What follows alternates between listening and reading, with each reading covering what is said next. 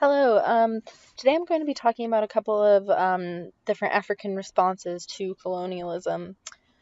While some movements in Africa were based on physical resistance to colonialism, others were religious and spiritual in nature, while others were focused on adapting and manipulating the system.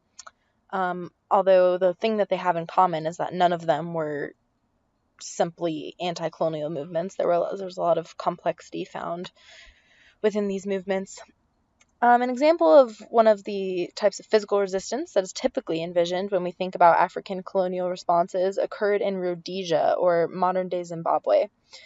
The Ndebele people of this area were frustrated with the treatment they were receiving from white settlers sent by the British man Cecil Rhodes to mine in the area. So in March of 1896, they rebelled in what is called the First Chimurenga. This rebellion was short, but was quickly followed by one done by the Shona people in the east just 3 months later. It took British forces more than a year to ultimately squash this rebellion, which was an embarrassment considering the differences in technology that each side possessed. This eventually fed into the Anglo-Boer War at the end of the century that ended up expelling Rhodes from the area. Another form of resistance came in the shape of religious movements. One powerful movement of the early 20th century was the Watchtower movement in Malawi and Zimbabwe, which united people in their belief in the end of days and the literal reading of the Bible. The Watchtower movement, led initially by a man named Eliot Keenan Kamwana, used baptism and anti-missionary speech to unite people in protest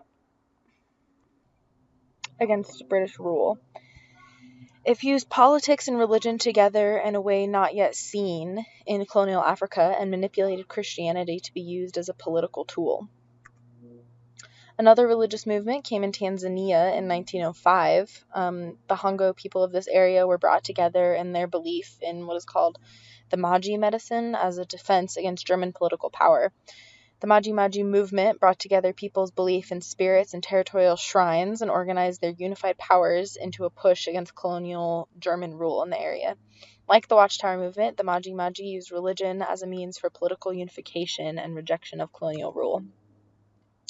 The final method of colonial response that I'll discuss is an intellectual movement inspired by a desire to adapt to the current system instead of trying to overthrow it. The movement I'm talking about revolves around the Amakola people of South Africa. The term Amakola refers to a class of black elites formed by those who were taken in by European missionaries in the British Cape Colony. This group of people had prospered under the guidance of missionaries, having adopted Western philosophies of education and Christianity. The Amakola believed in adapting to colonial rule by abolishing the old tribal ways of the past and adopting British and European ideals instead. John Tango Jabavu, for example, embodies this concept as an African man who accepted the political nature of South Africa under British rule and became somewhat of a political boss in the 20th century.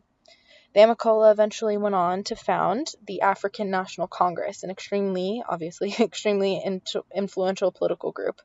They believed not in fighting against the colonial system, but rather in adopting it and using it to their advantage. So as I stated in the beginning, African responses to colonialism were more than just physical resistance, but could also be religious, political, or intellectual in nature.